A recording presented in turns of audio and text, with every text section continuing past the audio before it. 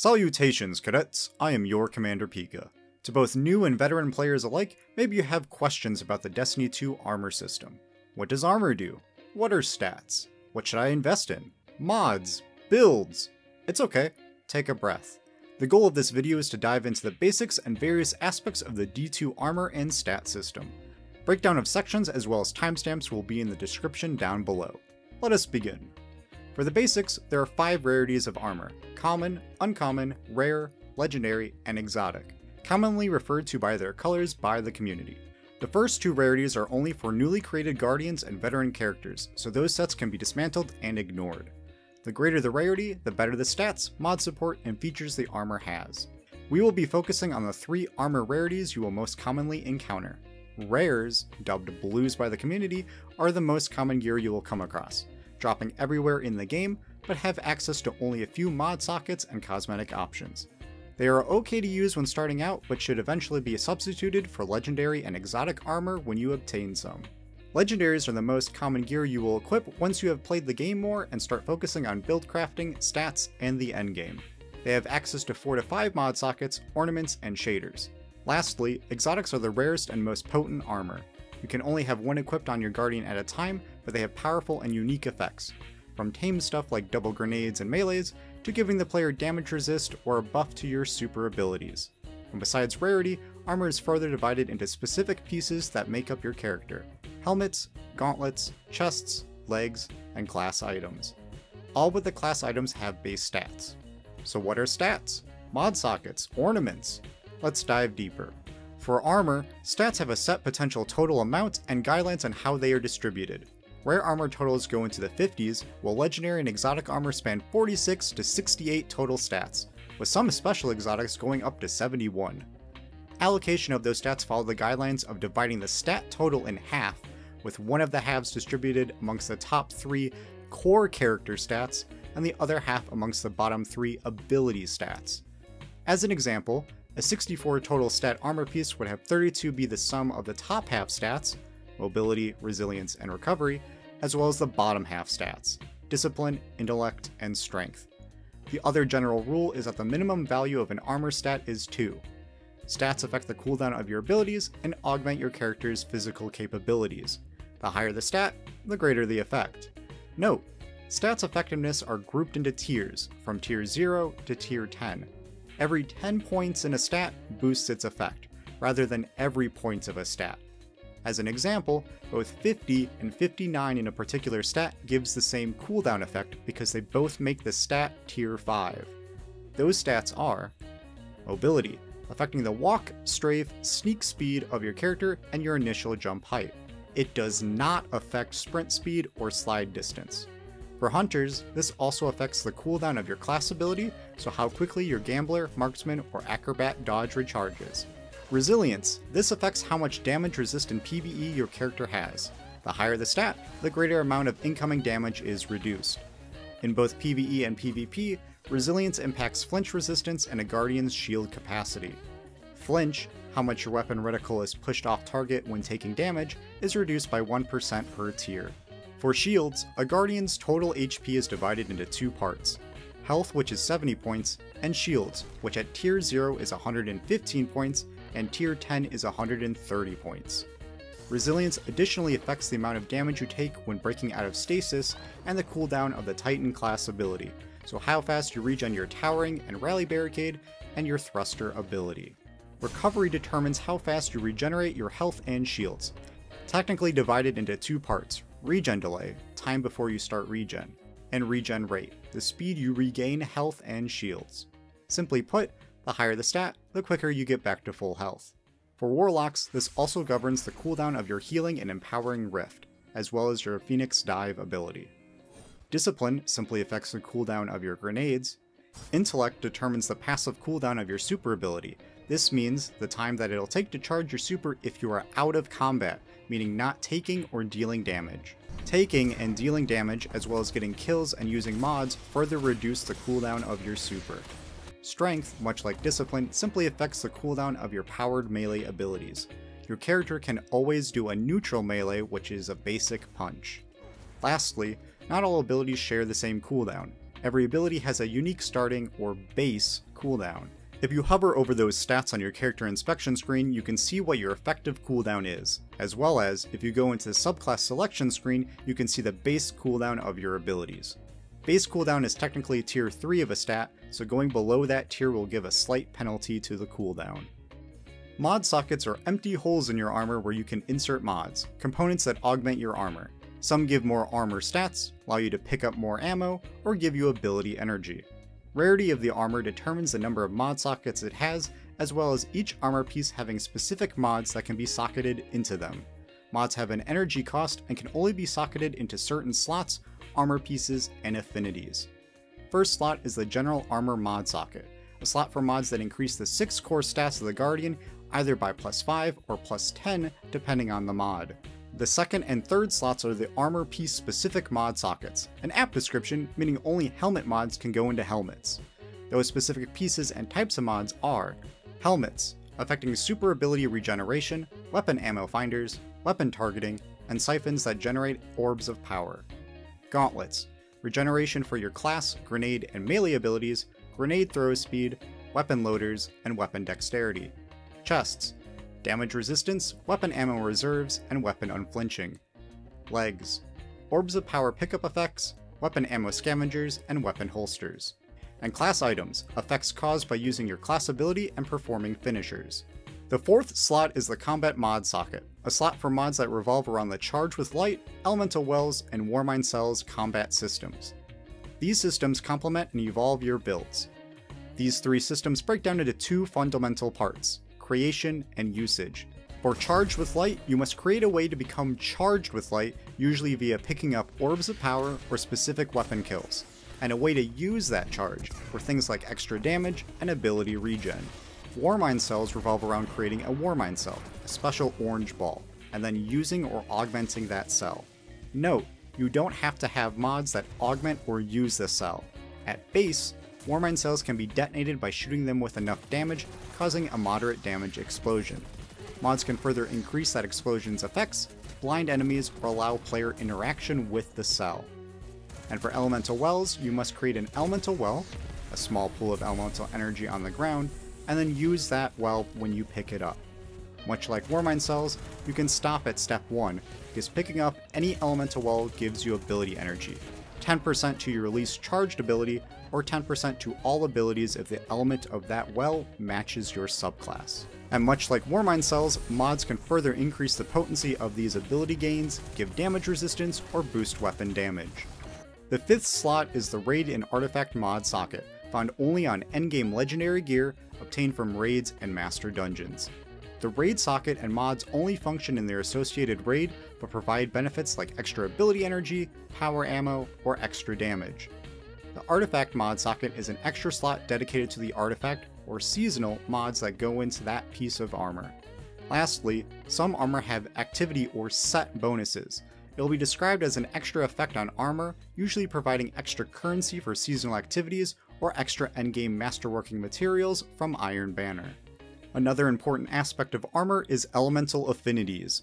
To use certain armor mods, your armor must be set to a certain element. Mods of each element follow a simple trend. Arc mods are about melees, bonus stats for weapons and armor, arc shocks, overshields, and CQC weapons. Solar mods are for grenades, burns, explosions, solar damage, healing, and explosive and full auto weapons. Void mods are for class abilities, supers, damage resist, and precision weapons. Stasis mods are for same ability bonuses, meaning using an ability refunds energy for that ability, and stasis shards production or interaction. Armor affinities can be changed whenever by using an upgrade module and glimmer on the armor inspection screen. Masterworking is the concept of upgrading the energy capacity of your armor and giving those pieces bonus stats. The more armor energy, the more mods and higher costing mods you can slot. This upgrading process involves using masterworking materials to increase the energy level of your armor, from level 1 up to level 10. Some of these materials are common through normal gameplay, like Glimmer, Legendary Shards, and Enhancement Cores. But as the energy levels increase, so too do the amount and type of currency, eventually requiring more endgame materials like Enhancement Prisms and Ascendant Shards. Once the armor piece is at level 10 energy, the item is considered fully masterworked and will have the bonus of +2 to all stats applied. Masterwork all 5 armor pieces you have equipped, and then your character has +10 stats or +1 stat tier to all character stats. Note, armor rarity also plays a factor, where exotic armor costs more to level up its energy compared to rare and legendary gear. Besides having armor that improves the power and performance of our Guardian, we also need our armor to look the part. Fashion is an equally important facet of buildcrafting, with vanity customizations coming in the form of shaders and ornaments. Shaders are pre-chosen color templates that you can apply to your Guardian's armor on a per armor piece level, allowing for some color matching, accents, and fine-tuning. These can be attained through some world drops, vendors, the season pass, triumphs, and purchasing for Bright Dust in the Eververse store. Ornaments are for making your armor look totally different, changing the physical attributes and how shaders are applied. Ornaments are obtained in a few ways: the season pass, buying in the Eververse store with silver or Bright Dust, or using the Destiny 2 transmog system called Armor Synthesis via 801 in the tower. Armor Synthesis allows you to turn any armor piece you've unlocked into an ornament. Both shaders and ornaments can be applied on the armor details screen or in the appearance customization menu in the appearance subscreen below your main character menu. A couple things that also fall in the realm of armor. Ghosts, your little buddy that heals and revives you, can be upgraded much like armor. Ghosts have energy levels. When you infuse currency into them, it'll level them up to be able to slot more and higher costing mods into your ghost. When you fully masterwork them, it gives your ghost access to the 4th mod socket for activities. Note, masterworking ghosts are much cheaper to do than legendary armor, only taking glimmer, legendary shards, and several enhancement cores. For mod sockets, first socket, experience, for mods that increase XP gains. Second socket, tracking, for mods that help track and detect world chests and planetary materials. Third socket, economic, for mods that increase glimmer, planetary resources, and public event loot gains, and have mods that lightly focus what stats armor will drop with, guaranteeing them to have a minimum of 10 in a desired stat. Fourth socket, activity, for mods that give additional currency, materials, and rewards from doing strikes, crucible, and gambit. The other item is the artifact, a seasonal quest item that gives you access to unique mods for the season as well as extra levels to increase your Guardian's overall power level. Unlocking of these mods just requires XP, with the XP requirement increasing with each artifact level. The artifact is usually unlocked by doing the free intro quest at the start of each season. To round things out, let's go over some tips and a quick breakdown of how to make a build. Number 1. Masterwork a ghost, that way you have access to either more drops or XP while you are playing. Once you have the mods drop for you, slot in an armorer mod to help guarantee armor drops with a minimum armor stat. For newer players unsure which mod to pick, resilience and recovery are easy picks to guarantee a certain level of survivability. Number 2. Prime engrams, which start dropping when you are above the soft cap, have a higher chance of dropping with higher stats. Nothing crazy, but worth the look, so don't just instantly dismantle or use as infusion fodder. Number 3. Tower and planet vendors sell armor that refreshes weekly, and sometimes the armor can have high stats or good distribution, so check them weekly if you're struggling to get good armor. Number 4. Endgame activities, such as raids, dungeons, and Trials of Osiris, typically drop higher stat armor. If you can, the Master difficulty raids have a weekly focused armor stat modifier that guarantees armor to drop with a high amount in that stat, something around +20. If they are the featured raid or dungeon that week, that means you can repeatedly farm them for more drops, even on the same character. Number 5. The paid tier of the Season Pass also rewards higher stat armor at the higher ranks, with stats that usually accent your class stat. Number 6. Paid yearly DLCs and seasonal content have special vendors and activities that also reward high stat armor. Examples of this would be the Witch Queen weekly mission playlist, Master Wellspring, or the War Table vendor for Season of the Risen, to name a few. Number 7. For what looks like Season of Plunder only, head to the Gift of the Thunder God chest in the Helm. There, the chest is giving away a full set of high stat armor upgraded to level 8 energy, allowing for out-of-the-gate mod usage and build crafting.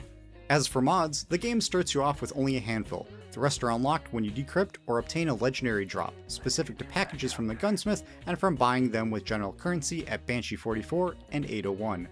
Currently, the combat style mods are only obtainable through purchasing them at 801, so check her inventory when you log in, since her selection changes daily.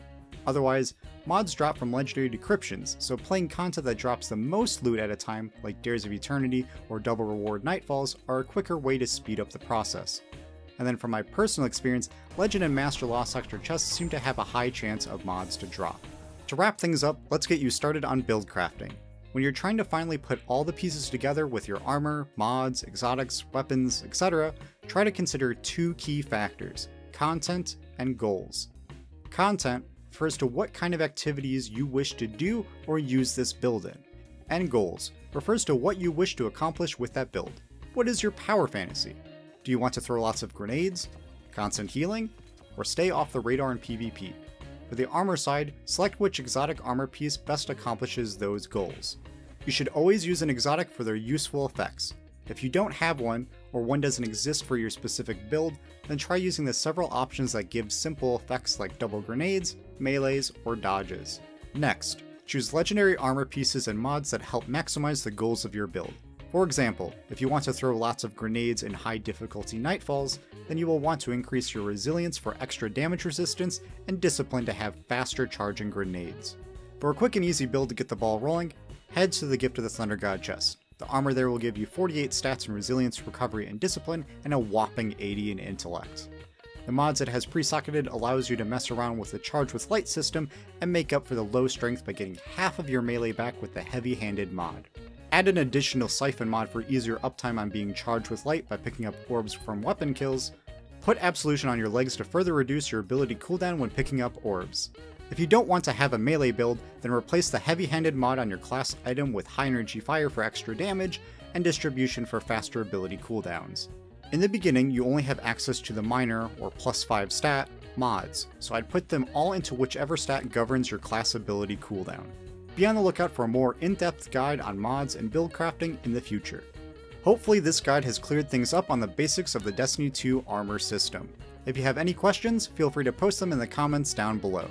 Or head on over to our Discord Sundog Gaming if you like to find nice, chill, and helpful people to talk about all things Destiny 2 and gaming at large. And if you found this guide useful, then a like and subscribe is always appreciated. As always, I am your Commander Pika. Be kind, have fun, and I'll see you on the battlefield.